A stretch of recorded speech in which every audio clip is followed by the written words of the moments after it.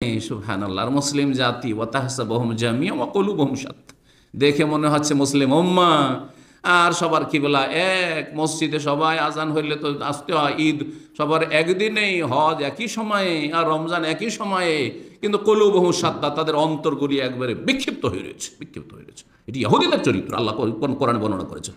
সেটা কখনো কোনো মুসলিমের হইতে পারে না। যদি মুসলিমের না হইতে পারে, তাহলে একটা মুসলিম পরিবারে, এক ছোট্ট ক্ষুদ্র পরিবার, স্বামী স্ত্রী দাম্পত্য জীবনে আর ছেলে মেয়ে নিয়ে কেন এরকমটা হবে যে অন্তরগুলি বিক্ষিপ্ত? এই চরিত্র যদি আমাদের থাকে, যে অন্তর যদি মিন মোহাব্বত না থাকে, তাহলে এই পাপিষ্ট অন্তর নিয়ে, হ্যাঁ, এ বিদ্বেষপূর্ণ অন্তর নিয়ে জান্নাতে কি করে যেতে পারবেন? কালবে সলিম না হইলে যেতে পারবেন না। ইল্লা মান আতাল্লাহ বিকালবিন সলিম, আল্লাহ কোরআনে কারীমে বর্ণনা করেছে।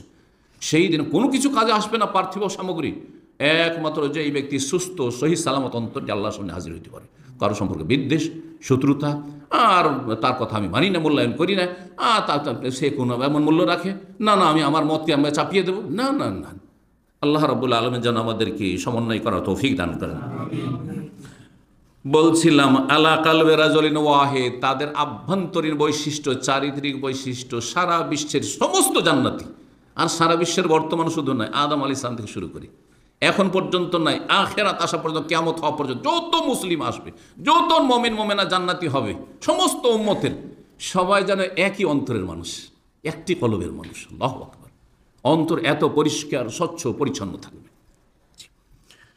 লা ইখতিলাফা বাইনাহুম, কোনো দ্বিমত থাকবে না, ওয়ালা তাবাগুদ, কোনো বিদ্বেষ থাকবে না, কোনো হিংসা শত্রুতা কিছুই থাকবে না। ওয়ানাযানা মা ফি সুদুরিহিম মিন, আপোষে দুনিয়ায় যদি ভুল বুঝাবুঝি থেকে থাকে, হিংসা শত্রুতা বিদ্বেষ ছিল, মনোমালিন্য ছিল, তার সাথে অ্যাডজাস্টই হচ্ছিল না, কর্মক্ষেত্রে থেকেছেন অথবা গ্রামে বাস করেছেন, একই পরিবারে, ভাই ভাই মিল হয়নি, জান্নাতে গেলে আগে আল্লাহ অন্তর পরিষ্কার করে তারপরে ধুয়ে মুছে আল্লাহ রাব্বুল আলামিন জান্নাতে দেবেন, তার আগে নয়। এই নাপাকি, অন্তরের নাপাকি নিয়ে জান্নাতে যাওয়া সম্ভব নয়। আল্লাহ রাব্বুল আলামিন যেন আমাদেরকে জান্নাতি চরিত্রের অধিকারী হওয়ার দুনিয়াতেই তৌফিক দান করেন। জান্নাতীদের আখলাক চরিত্র সম্পর্কে আর হাদিস নেই, এই হাদিসটি শুনাইলাম যে একই অন্তরের মতো হবে। আর কোরআনে কারিমে রয়েছে বেশ কিছু আয়াত, তার মধ্যে একটি আয়াত সূরা আরাফ আয়াত নম্বর 43, আল্লাহ বলছেন নাযানা মা ফি সুদুরিহিম মিন গিল, যেটি একটু আগে পড়লাম, যে জান্নাতীরাকে যখন জান্নাতে আমি দেব, তখন তাদের অন্তরে দুনিয়ায় যে সব ভুল বুঝাবুঝি, বিদ্বেষ বা কালিমা ছিল, সেগুলি আমি সব পরিষ্কার করে নেব, সব ছিনিয়ে নেব, সেখান থেকে দূরীভূত করব। তাজরি মিন তাহতিহিল আনহার, আর তাদের নিম্নদেশে নহর সম প্রবাহিত হবে। জান্নাতে যখন সবাই চলে যাবে, বলবে আলহামদুলিল্লাহিল্লাযী হাদানা লিহাযা, সে আল্লাহরই অশেষ শুকরিয়া জ্ঞাপন করছে যিনি আমাদেরকে জান্নাতের রাস্তা দেখিয়েছেন। হাদানা লিহাযা মানে জান্নাতের রাস্তা দেখিয়েছেন। এই সিরাতে মুস্তাকিম জান্নাতের রাস্তা যদি আল্লাহ না দেখাতেন, তাহলে হিন্দু হয়ে মরতাম না, ইহুদি হয়ে মরতাম না, খ্রিস্টান হয়ে মরতাম, নাস্তিক হয়ে মরতাম, সেকুলার হয়ে মরতাম, বেনামাজি বেদিন হয়ে মরতাম, পাপিষ্ট হয়ে মরতাম। আল্লাহ পাক রব্বুল আমাকে রাস্তা দেখিয়েছেন। এই বলে আল্লাহ শুকরিয়া আদায় করবে সকল জান্নাতীরা। ওমা কুন্না লিনাহতাদিয়া, আর আমরা হেদায়েত পেতাম না, লাউলা আন হাদানাল্লাহ, যদি আল্লাহ তার খাস বিশেষ রহমতে আমাদেরকে সঠিক পথ প্রদর্শন না করতেন। লাকাদ জাআত রাসূল রাব্বিনা বিল হক, আমাদের রবের রসুলগণ সত্য নিয়ে সমাগত হয়েছিলেন, এসেছিলেন। ও নুদু, আর সেই সময় আল্লাহর পক্ষ থেকে তাদেরকে ঘোষণা করা হবে, আন তিলকুমুল জান্নাত, এই হচ্ছে তোমাদের জান্নাত, উরিসতুমুহা বিমা কুনতুম তা'মালুন, তোমাদের কৃতকর্মের ফলে তোমরা তার উত্তরাধিকারী হতে পেরেছো। তোমাদেরকে আল্লাহর রহমতেই, কিন্তু আমল না থাকলে রহমত হবে না, ঈমান আমল ছাড়া আল্লাহর রহমত হবে না।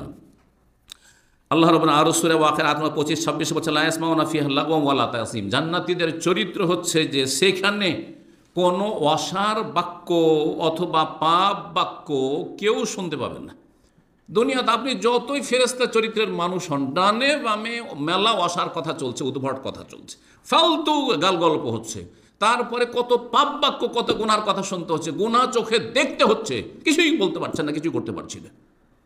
জীবনে আপনি কল্পনা করতে পারেন না যে আমি কোনোদিন ধূমপান, সিগারেটের কাছে আর জর্দার কাছে যাব, কিন্তু রাস্তায় ধোঁয়া ছাড় চলে যাচ্ছে, আর আপনাকে আমাকে, ধার্মিক লোকদেরকে সেসব বরদাস্ত করে মেনে নিতে হচ্ছে, চান আর না চান, ঠিক না? সেখানে এইসব শুনতে হবে না।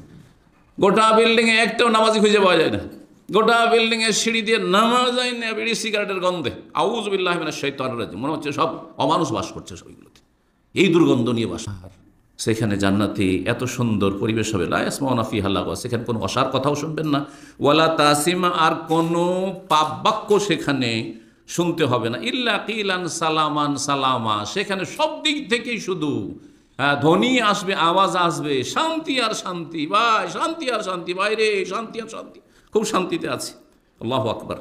সূরা হজর আয়াত 24 আল্লাহ বলছেন ওয়াহুদু ইলা তাইয়্যিবি মিনাল কওল, জান্নাতীদেরকে সুন্দর ভালো কথার দিক নির্দেশনা দেওয়া হবে। সব ভালো কথা যা বেরোবে মুখ দিয়ে ভালো কথা, শুধু ভালো কথা। ওয়াহুদু ইলা সিরাতিল হামিদ, আর প্রশংসিত প্রশংসাভাজন আল্লাহ রাব্বুল আলামিনের সঠিক পথের তাদেরকে পথিক বানানো হবে। অর্থাৎ তারা দুনিয়া তো সঠিক পথের পথিক ছিল, সুতরাং তাদেরকে জান্নাতের সঠিক পথ দেখানো হয়েছে, জান্নাতে তাদেরকে স্থান দেওয়া হবে।